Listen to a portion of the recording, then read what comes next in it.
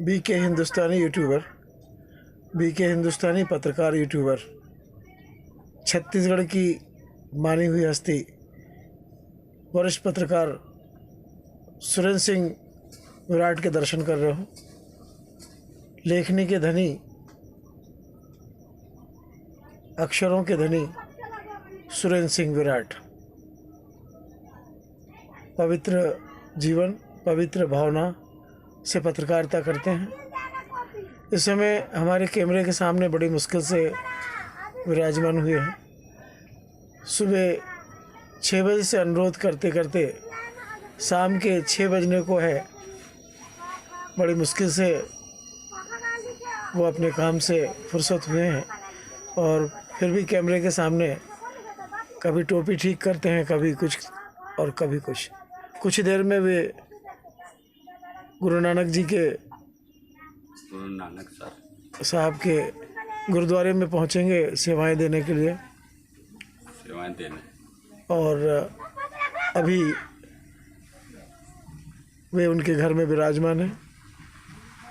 उनके साथ में शंकर भगवान, पार्वती जी और भी कई भगवान साथ रहते हैं।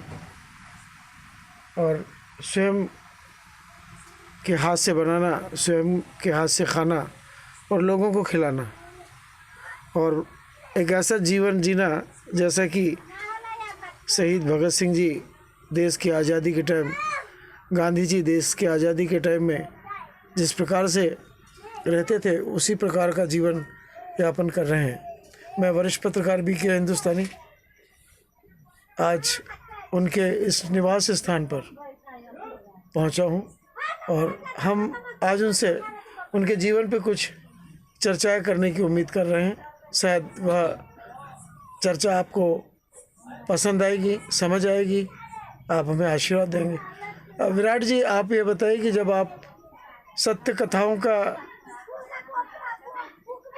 की खोज करते थे तो उसमें कई परेशानी आपको आती रही होगी, तो उन परेशानियों को आप संबंधित व्यक्ति से कैसे सुलझाते थे? जैसे पुलिस वालों से बातचीत करना है, संबंधित आरोपी से बात करना है, संबंधित आरोपी द्वारा प्रताड़ित किए गए परिवार से बात करना है, तो सर्वे का तरीका कैसा रहता था आपका, जिससे आपको स्टोरी ज़्यादा से ज़्यादा अच्छे ढंग से, रोचक ढंग से लिख सकें प्रमाणित करते हुए?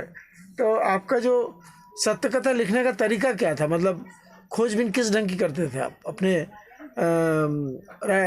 शब्दों में? दरअसल घटना जब होती है हाँ, तो उसकी जानकारी होती है। जब जानकारी होती है तो हम घटना स्थल की ओर जाते हैं। हाँ, घटना स्थल का निरीक्षण करते हैं, घटना स्थल को देखते हैं, सोचने और समझने की पूरी कोशिश करते हैं। उसके बाद हम प्रार्थी परिवार से जरूर मिलते हैं और उनसे हम बिना क्वेश्चन किए पूरी जानकारी हासिल करते हैं। वो कैसे? इस प्रकार हाँ, जब हम उनसे मिलते हैं तो छोटे बच्चों से प्यार करते हैं, किसी को अम्मा जी, किसी को बहन जी, किसी को भैया जी, किसी को चाचा जी, जो जैसे संबंध में आते हैं, दादाजी, है ना। और उनसे एकदम ऐसा जैसे पारिवारिक व्यक्ति बात करता है। और जब हम पारिवारिक व्यक्ति की तरह बात करते हैं तो अपने दिल की सारी बातें वो बता बैठते हैं और इस तरह हम उसको अपने दिमाग में नोट करके वहां से निकल आते हैं। तो जब हम क्वेश्चन करते हैं तो कोई भी व्यक्ति क्वेश्चन जब करता है तो वो सहम जाता है, डर जाता है और आगे बोलने के लिए वो सोच समझ के बोलता है, बेबाक बोल नहीं पाता। और जिस तरह से हम पारिवारिक माहौल बना के जाते हैं, बातें पारिवारिक करते हैं और उनसे बात करते हैं उस व्यवहार से, तो उन्हें नहीं लगता कि कोई हमारा इंटरव्यू ले रहा है और वो बेबाक पूरी बातें साफ शब्दों में बताते चले जाते हैं और हम अपने दिमाग में नोट करते जाते हैं एक एक बात। उसके बाद दूसरा पहलू होता है अपराधी वर्ग। अपराधी वर्ग में निश्चित है कि हम कैमरा लेकर, डायरी लेकर, पेन लेकर जाते हैं, लेकिन उसके यहाँ जाने के बाद जब हम उनसे मिलना चाहते हैं और वो इनकार भी करते हैं तो उनको समझाते हैं कि आपके ऊपर जो गुजर रही है, जो आपकी समस्या है, उसे हम जनता के सामने रखना चाहते हैं। तो वो थोड़ी सी इजाज़त दे देते हैं, और जैसे ही वो अंदर बुलाते हैं वैसे ही हम चिटकनी लगा के कैमरा और डायरी एक साइड रख देते हैं, और उसके बाद उनसे पूछते हैं। जब उनसे एकदम माहौल बनाते हैं पारिवारिक टाइप का, तो जो भी हम जानना चाहते हैं वो अपने आप ही वो बयान देने लग जाते हैं। उनको नहीं डर लगता उस समय। अच्छा, पुलिस पक्ष को कैसे आप अपने के लेखनी से कंट्रोल करते हैं? नहीं, पुलिस पक्ष को कंट्रोल नहीं करते। हाँ। हम घटना की जानकारी, घटना का विवरण हाँ। उनसे भी पूछते हैं, अच्छा। संबंधित विवेचना अधिकारी से। जिस टाइप का वो बताते हैं उसे हम नोट जरूर करते हैं, वहाँ नोट करते हैं। और जब हम अपराधी और प्रार्थी पक्ष को जान लेने के बाद, उनसे जानकारियाँ हासिल कर लेने के बाद, हम आम जनता के बीच में भी सारी बातों का कलेक्शन करते हैं। आपने अपने जीवन में कितनी सत्य कथाएं अपनी लेखनी से लिखी? लगभग 200 से 250 किताबों में हमने कहानियाँ लिखी। कभी कभी 2-2, 3-3 भी छपती थी, कभी एक छपती थी, कभी किसी अंक में नहीं भी छपती थी, लेकिन लगातार काफ़ी लंबे समय तक सन 80 से लेकर के 2004 तक बराबर लिखते रहे। आपके सुना है लोगों से, यहाँ के स्थानीय पत्रकारों से, कि आपका कोई अखबार भी है, उसका क्या नाम है? मैं एक साप्ताहिक अखबार निकालता हूँ। हाँ। जिसका नाम है विराट कदम। अच्छा, मतलब आपके नाम से जुड़ा हुआ? नहीं, मेरे नाम से नहीं। विराट मेरा सरनेम जरूर है, लेकिन विराट हिंदी का एक बड़ा शब्द है, और कदम एक अच्छा शब्द है। तो मैंने इसको जब बनाया विराट कदम करके, तो मुझे लगा कि एक सार्थक नाम बन गया है, और मैंने उसे 2012 में पब्लिश किया, और आज तक निरंतर जारी है। आपके साथ में पिछले युवा पत्रकारिता के जीवन में एक बीके हिंदुस्तानी, जिनको पहले बीके यादव के नाम से जानते थे छत्तीसगढ़ के लोग, अब उन्हें मध्य प्रदेश के लोग बीके हिंदुस्तानी के नाम से जानते हैं।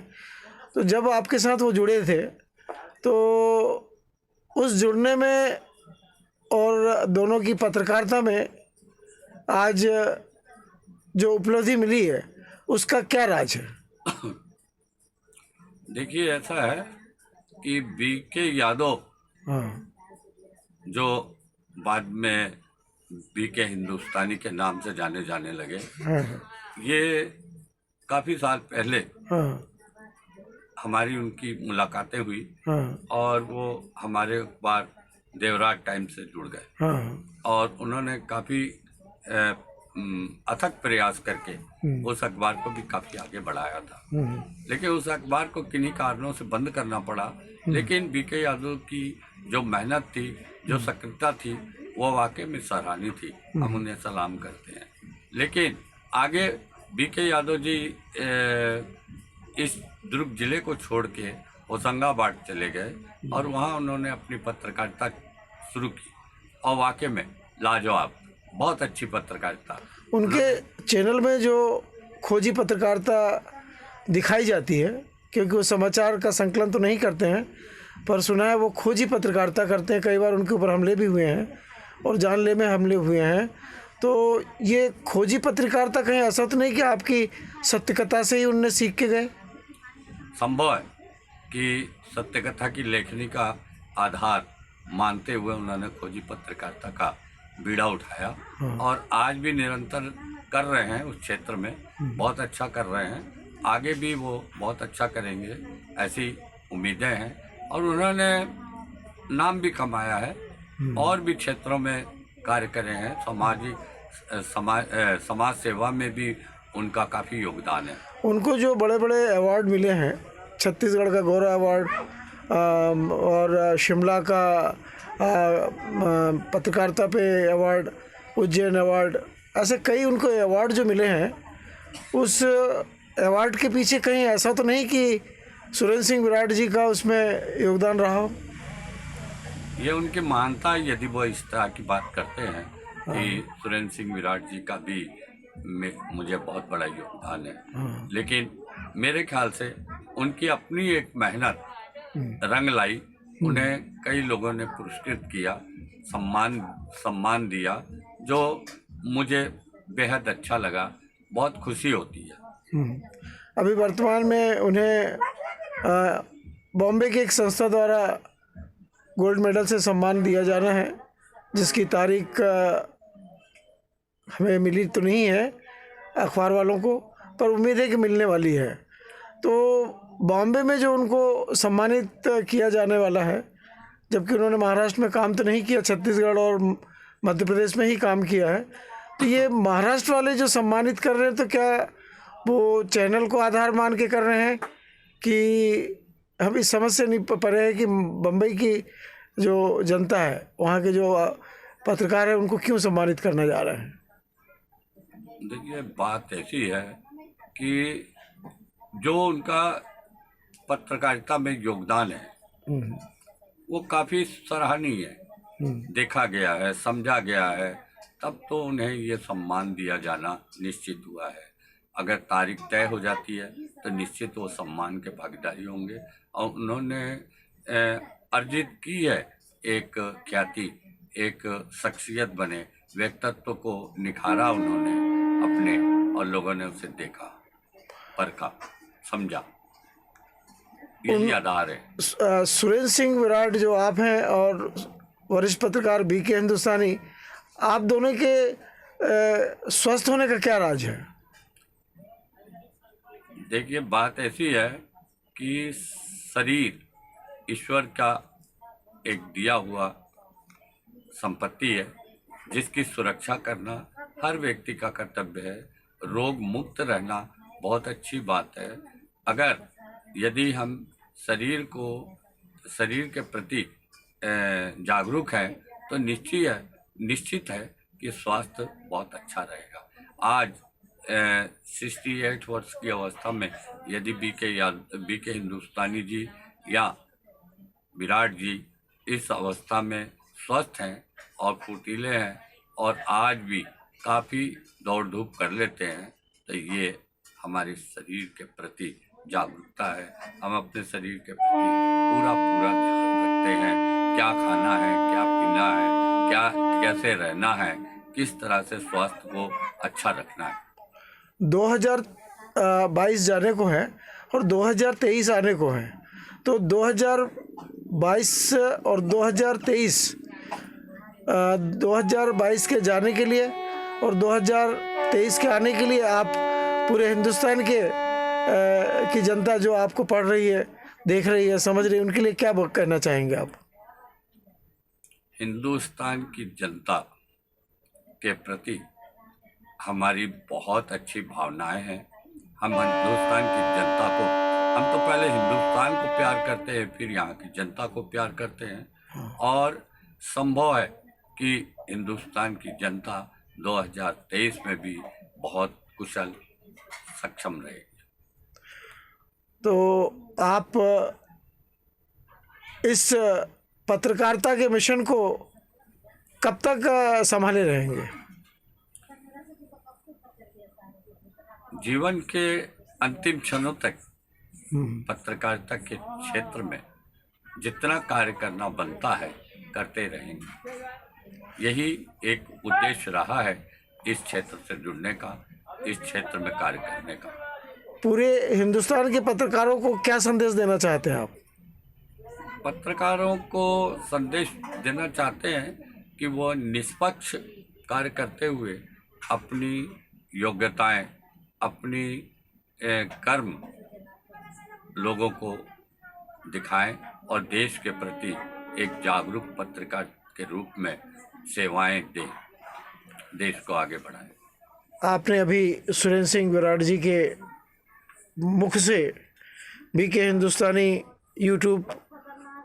हिंदुस्तानी पत्रकार यूट्यूब के बारे में जानकारी प्राप्त की है।